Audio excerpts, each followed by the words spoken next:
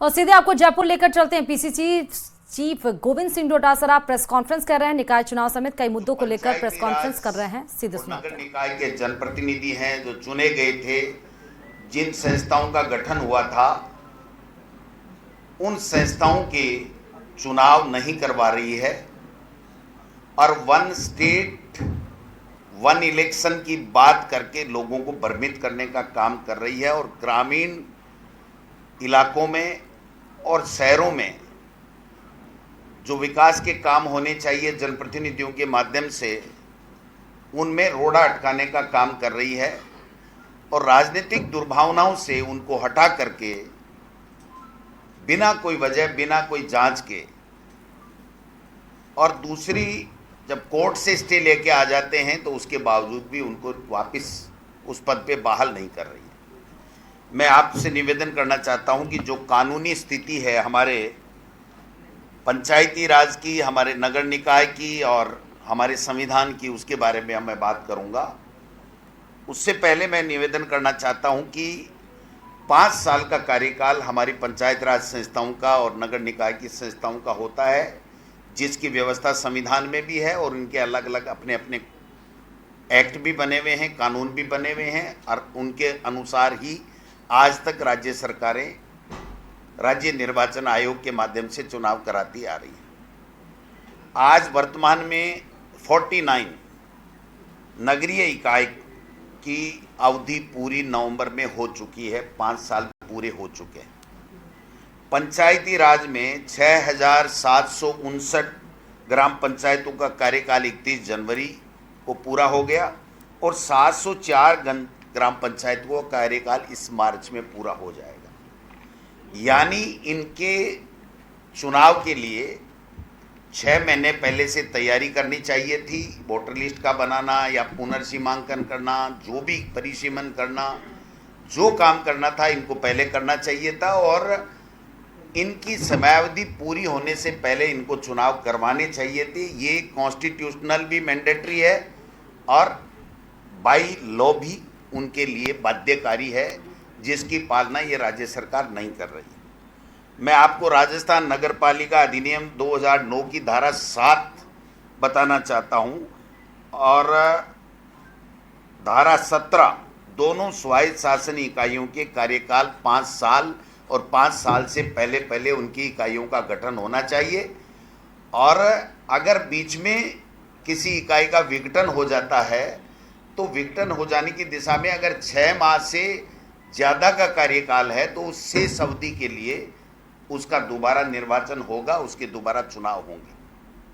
यानी कहने का मतलब अगर पहले विघटन भी हो गई तो 6 महीने के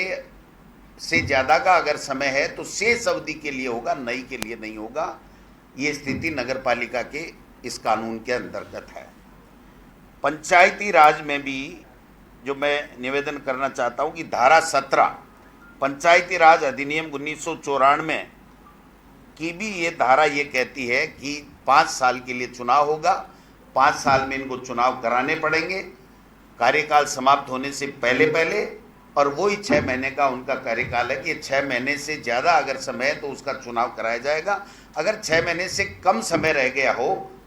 तो फिर उस संस्था के किसी भी रिक्त स्थान की, चाहे वो अध्यक्ष का हो, चाहे पार्षद का हो, चाहे कुछ भी हो, वो चुनाव नहीं कराया जाएगा। ये कानूनी प्रावधान है।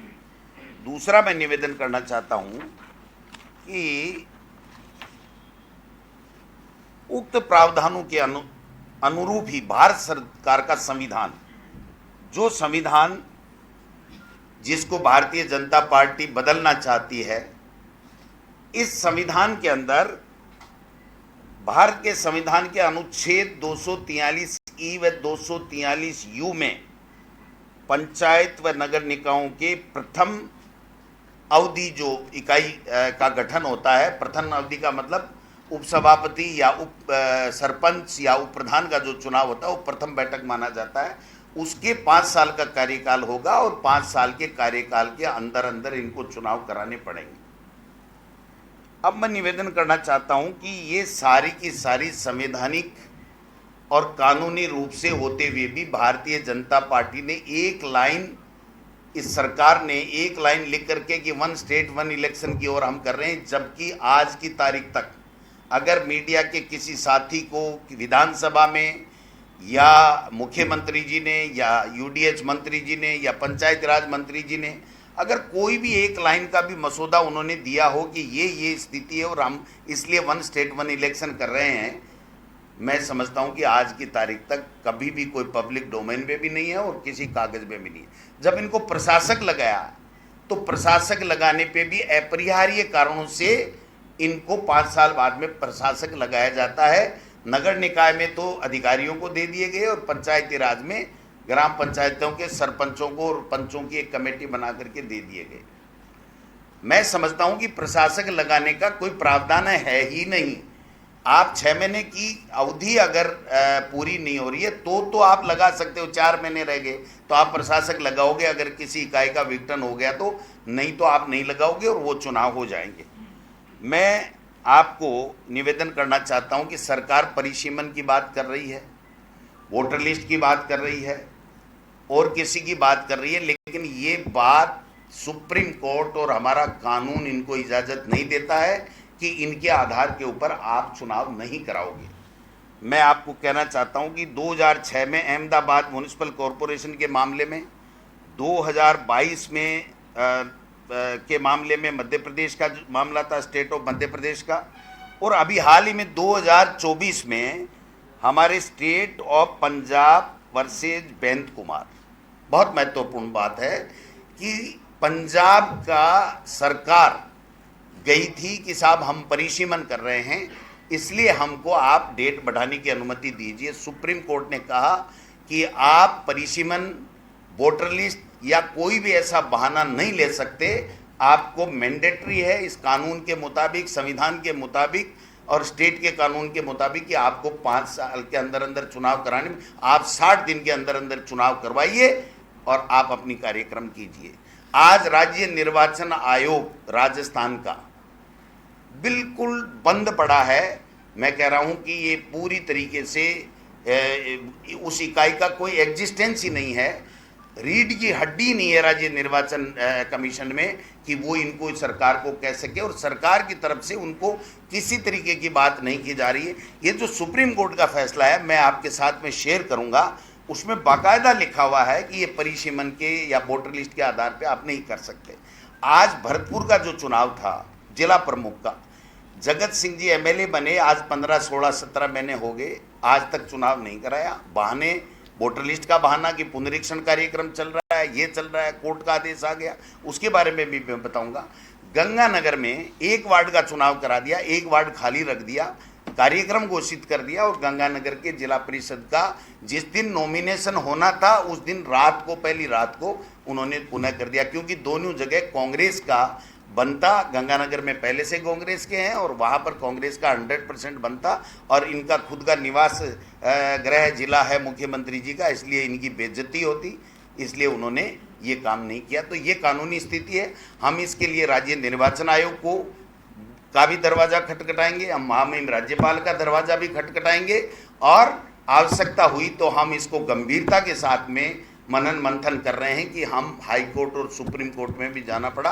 तो कांग्रेस पार्टी जाएगी, क्योंकि ये मनमाने तरीके से संविधान का और कानून का उल्लंघन कर रहे हैं। दूसरी बात, जो परिसीमन इनका चल रहा है उसके बारे में मैं कहना चाहता हूं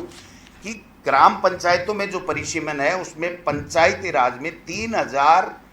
की ग्राम पंचायत और मैक्सिमम 5500 की कोई ग्राम पंचायत है, उसमें 15% का शीतलन देते हुए इनको नई ग्राम पंचायत बनाने के परिसीमन दोबारा 2011 की जनगणना से करा रहे हैं। पहली बात तो 2011 से हमने भी करा लिए, लेकिन चलिए मान लिए अगर ये दोबारा भी कोई नया संशोधन ला करके करना चाहते हैं तो हमें परिसीमन में कोई आपत्ति नहीं थी, लेकिन ये काम परिसीमन का 6 महीने पहले, 8 महीने पहले हो जाना चाहिए था। वोटर लिस्ट बन जानी चाहिए थी, जो हाथ पे हाथ धरे बैठे रही, क्योंकि इनकी मंशा साफ नहीं थी और इनको पता नहीं है, इस सरकार को, मुख्यमंत्री जी को ये पता नहीं है करना क्या है, कब करना है, क्या करना है। ऊपर से पर्ची आ जाती है तो ठीक है, नहीं पर्ची आती है तो मैं समझता हूँ कि ये तो घर से बाहर भी नहीं निकलते कि आज जाना है मेरे को, नहीं जाना है। ये स्थिति सरकार की बनी हुई है। मंत्रियों के हाथ में कुछ भी नहीं है। आपने देखा होगा विधानसभा में जो स्थिति इनकी बनी हुई है क्वेश्चनों के जवाब देने की, और जो जवाबदेही की बात है तो उसकी आप बनी हुई है। तो मैं कहना चाहता हूं कि अगर 5,500 से एक ग्राम पंचायत ज़्यादा है तो ही वो ग्राम पंचायत टूटेगी, नहीं टूटेगी। और पंचायत समिति और जिला परिषदों का जो पुनर्सीमांकन है उसमें किसी प्रकार की स्खलन नहीं है। यानी 2011 की जनगणना के आधार पे जो पहले से बने हुए, अगर कोई पंचायत समिति नई बनती है या टूटती है या जिला नया बनता है या टूटता है तो ही वो परिसीमन की दायरे में आते हैं, नहीं तो इनके उसमें दायरे में नहीं आते। ग्राम पंचायत इसलिए आ जाती है कि उसमें उन्होंने अपना 3,000 और 5,500 का एक नया सर्कुलर निकाल दिया, निर्णय ले लिया, तो उस निर्णय से वो लोग कर सकते हैं। नगर निकाय के अंदर इनके वार्डों का पुनर्निर्धारण के लिए इन्होंने कहा, जनसंख्या के आधार पे कहा, लेकिन जो एरिया बढ़ा के मन मर्जी के आधार पे एरिया बढ़ा करके और वार्डों को ज़्यादा बढ़ाने का काम कर रहे हैं। हम कहते हैं उसके बाद उसमें भी आप अगर बढ़ा भी रहे हो तो आपको